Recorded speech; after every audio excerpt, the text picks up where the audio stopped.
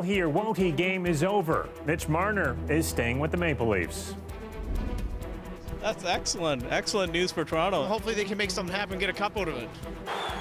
The new deal makes the Leafs' top point getter the third highest paid player on the team. Plus, getting high isn't paying off for the Ontario government. It's losing millions on the sale of legal pot. And it's been 50 years since John Lennon played this Toronto concert and changed the history of rock and roll.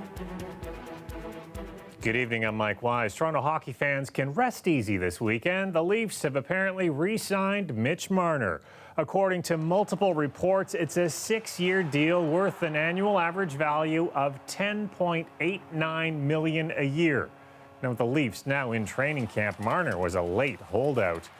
Marner led the team the past 2 seasons in terms of points. He had 26 goals and 68 assists last year. Leafs fans we spoke to tonight were glad to see the team make the deal. That's the best move they could have ever made. Do you think they spent too much money? Absolutely not. He could have got more because he's that good a player.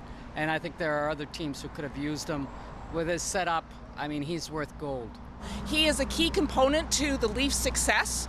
I'm looking forward to perhaps in my lifetime hosting a Stanley Cup party on Yonge Street, because that's where it's going to be. Well, we can certainly hope. Well, here's for his part, Marner tweeting tonight, I am exactly where I want to be, in front of the greatest hockey fans in the world. While the Ontario Cannabis Store isn't where the province wants it to be tonight, at least financially. According to newly released public figures, it lost $42 million last year, its first year of operation. As Adrian Chung tells us, cannabis industry experts say it's another sign of mismanagement in the rollout of legal weed. Some people would like a thin paper. Abby Roach has been involved in the cannabis industry for years, and she's had her issues with how legalization has rolled out in Ontario. Watching it all play out, she has one way to describe how it's gone. A mess. One word, mess. The Provincial Crown Corporation Ontario Cannabis Store has taken hits in reputation and in finances. In its first fiscal year, it's lost $42 million. The province also racked up $106 million in expenses. Not knowing anything about the product that you're about to sell, not having a clear understanding of the industry that you're entering, especially when it's a brand new legal industry, and not consulting the people that are in the industry that existed prior to legalization. The multi-million-dollar loss is another bad headline for the province. Ontario's ombudsman received more than 1,000 complaints following the OCS's web store going live last October. Customers complained about shipments being delayed for weeks and getting wrong products when they did arrive. Last month, the province returned nearly $3 million worth of cannabis to the manufacturers, saying it wasn't up to standard. In a statement, the finance minister's office says cannabis legislation is a new venture for Ontario. There were investments required for setting up a system that could achieve our objectives. The OCRC's revenue outlook reflected the initial costs for the development of this retail system. This lawyer, who works with private retailers, says that's to be expected and says the province has dropped the ball before, like creating a lottery system for retail licenses. I understand what the provincial objective was, but the reality of it is that it really doesn't particularly help the overwhelming majority of people that had planned to open their stores or had invested a significant amount of money to open their stores. Meantime, an Ontario judge has put a halt on all new private retail licenses until a full review is done on the lottery system. Yet another hiccup on how cannabis legislation has rolled out in Ontario. Adrian Chung, CBC News, Toronto. Premier Doug Ford is facing a $15 million wrongful dismissal suit and a call for a sweeping public inquiry. It all comes from Brad Blair. He's the OPP deputy commissioner who raised concerns when a friend of Ford's was named to lead the provincial police. Blair was then fired back in March. The story from our Queen's Park reporter Mike Crawley. Brad Blair arrives at Queen's Park to speak publicly for the first time since he was fired after nearly 33 years with the OPP. The OPP was my family. Blair describes his firing as unlawful and traumatizing. He says it felt like when his father died. And if you've ever lost a parent, you'll know the incredible amount of sadness and loss that you feel. That's how I would compare it. That's what it feels like to me. Blair alleged political interference last December after the province named Toronto Police Superintendent Ron Taverner to lead the OPP.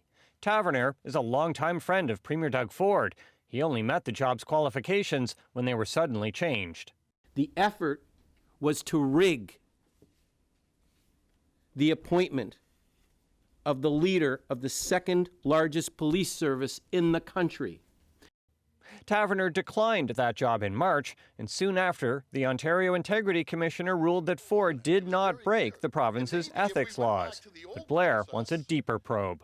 That a public inquiry into these matters is the only path forward to adequately address the serious issue of cronyism that hangs over this government. Blair wants the inquiry to dig into how people connected to Dean French, the Premier's former chief of staff, were named to six-figure jobs on the public purse. Blair filed a lawsuit today against Ford, senior officials, and the government. He's seeking $15 million in damages. He's put his life on the line. He's put his well-being on the line many times. But if there's one thing he's always done the right thing. The right thing is not always the easy thing, and this is certainly not easy for any of us. In response, Ford's press secretary issued a statement that did not mention Blair or his call for an inquiry. Blair is also suing Ford for defamation. None of his claims in either case have been proven in court. Mike Crawley, CBC News, Toronto.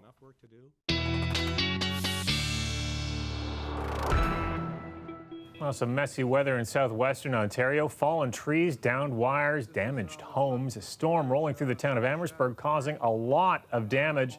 The owner of this barn says he was in the shower inside his home and came out to see his barn completely destroyed. He says he's glad no one was hurt. Our meteorologist Nick Cernkovich joins us now. You've been tracking the storms this evening as they've gone through the entire southwestern part of the province. Yeah, absolutely.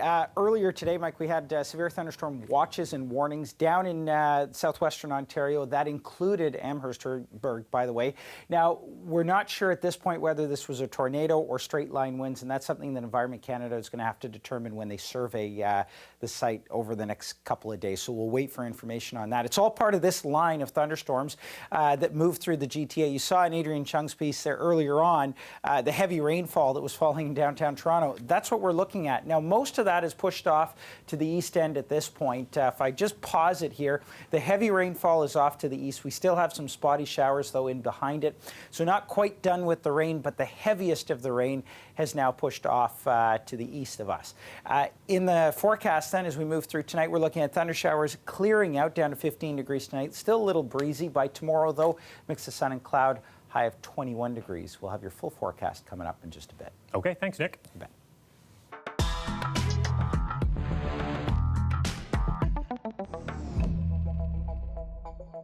Well, day 3 of the election campaign saw two of the leaders who took part in last night's leaders' debate sticking around the GTA to make policy promises.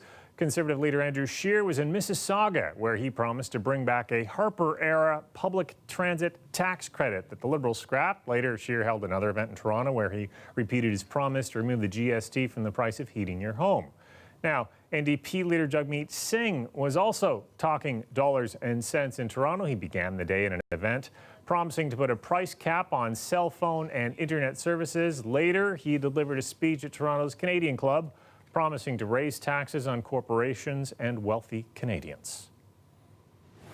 Today, it's University of Toronto's Varsity Stadium. But 50 years ago, on this day, it hosted an iconic festival that's said to have sped up the breakup of the Beatles. I'm Talia Ricci, and we'll take you through history coming up.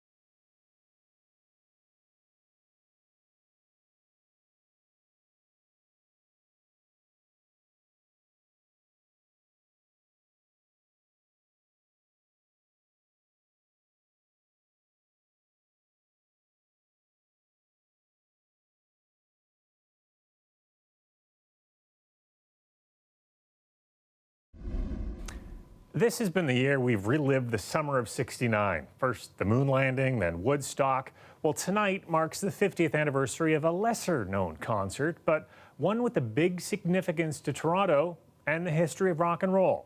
As Talia Ricci tells us, this show may have led to the breakup of the Beatles. It was a trip to Toronto that changed history.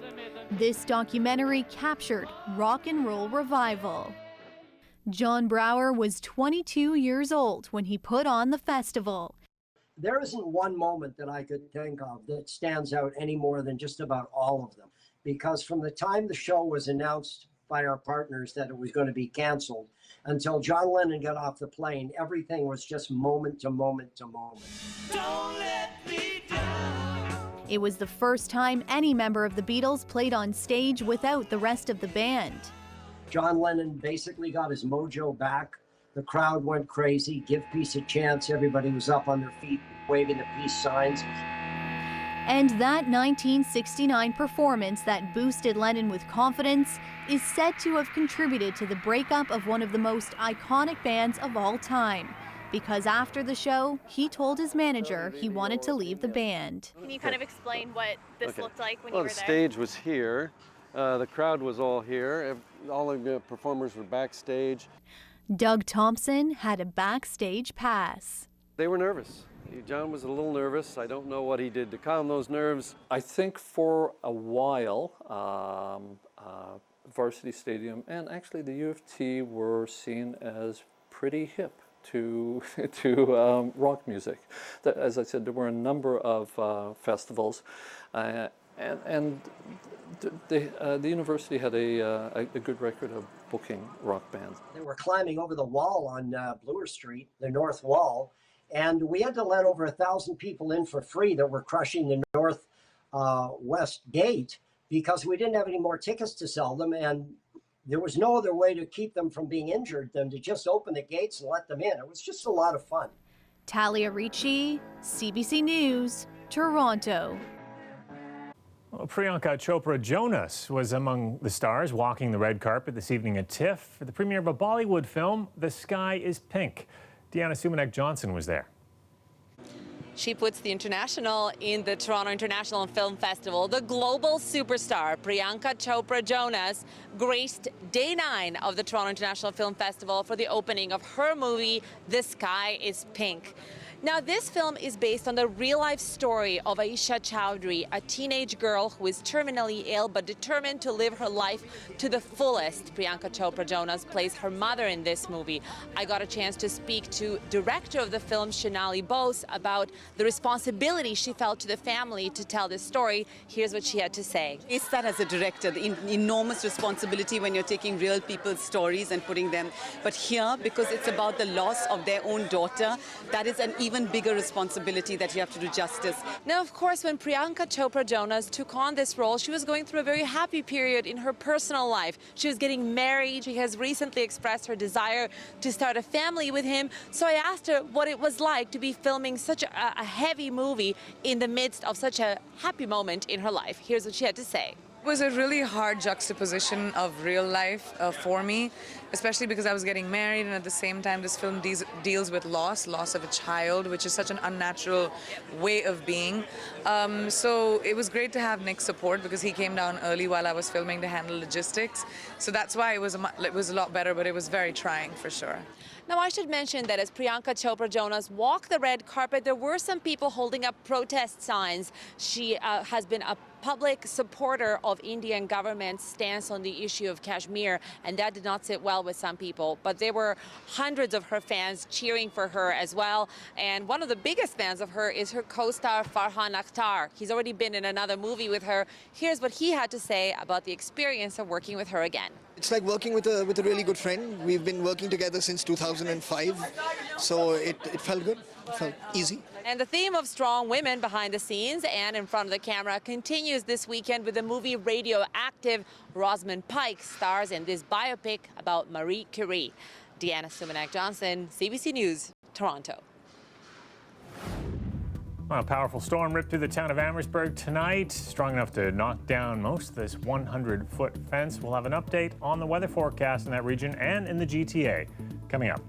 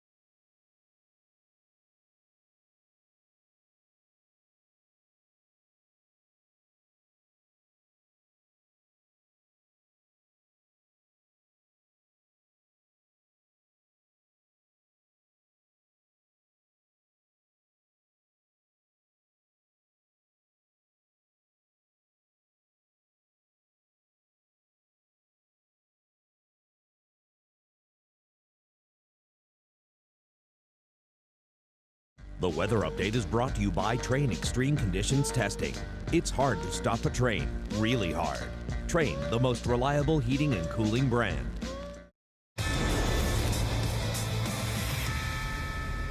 It's Friday the 13th at the Dome, Zombie Night, and both the Jays and the Yankees taking turns coming back from the dead tonight. Jays run into some bad luck. They were up 3-0 in the fifth when the Yankees scored 5 runs. 5 plus 5 and 3, that's 13. Then 4 innings later in the ninth, that adds to another 13. The game's tied. Vlad Guerrero Jr. has a chance to win it, but he hits into a double play instead.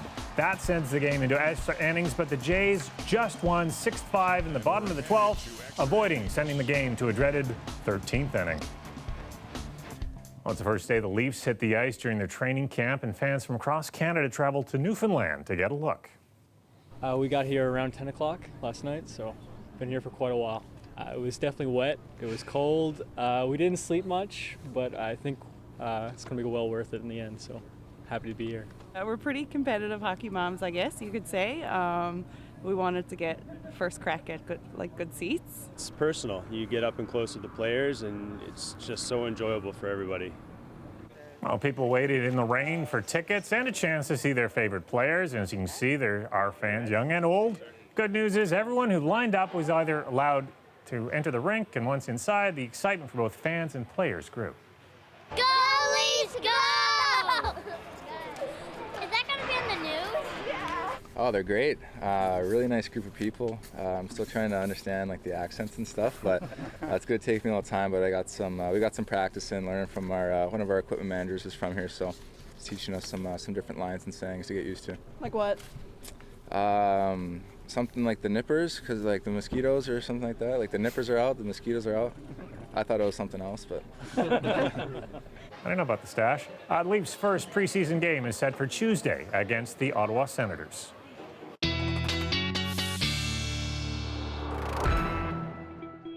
Nick Sternkovich joins us again, once again, tracking those thunderstorms. I can see them passing behind you there. How's the weekend looking up once they're all out of the way? Yeah, the weekend's looking a lot better, Mike. What we watched was a line of thunderstorms that's along a cold front, and that's quickly pushing across the GTA. In fact, when you look at it right now, most of it out toward the east.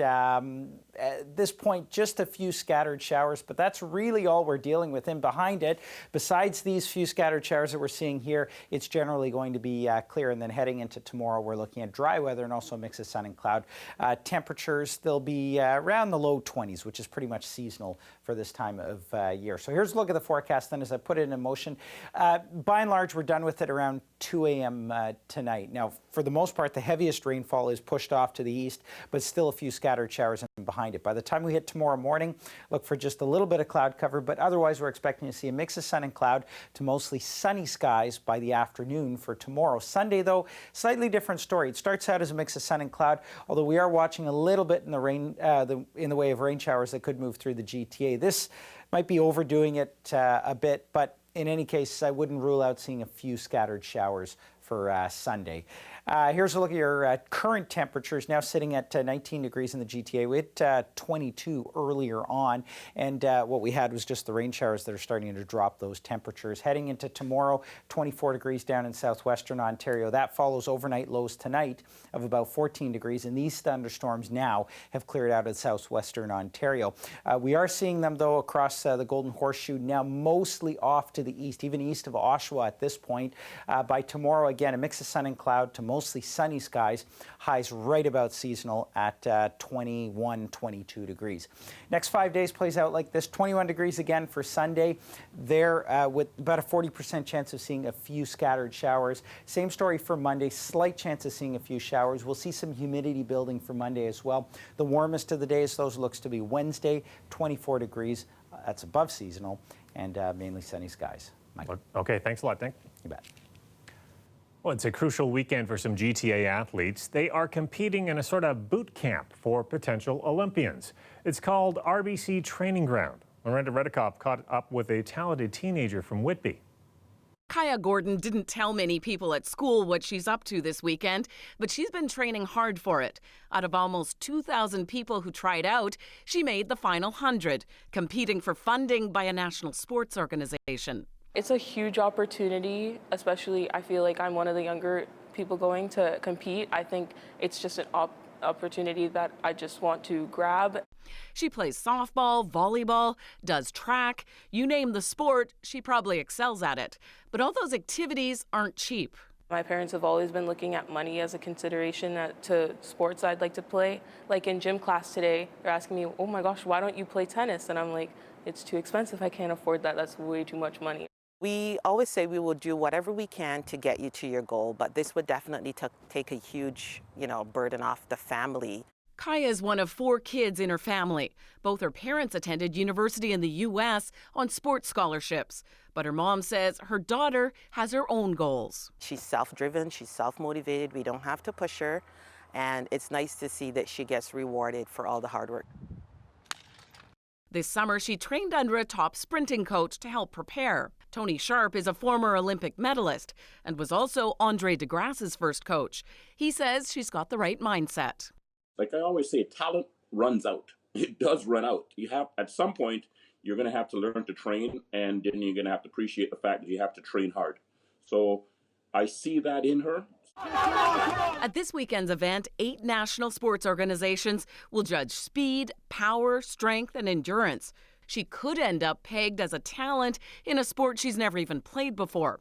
That's how she tried rugby earlier in this process. Look at it as an experience to get better and an experience to maybe make your dreams come true in the end. Miranda Redekop, CBC News, Whitby. Some street artists have given Yorkville an edgy facelift. This is just one of 14 murals that have popped up in the neighborhood. Hear from a few of the artists behind the work after the break.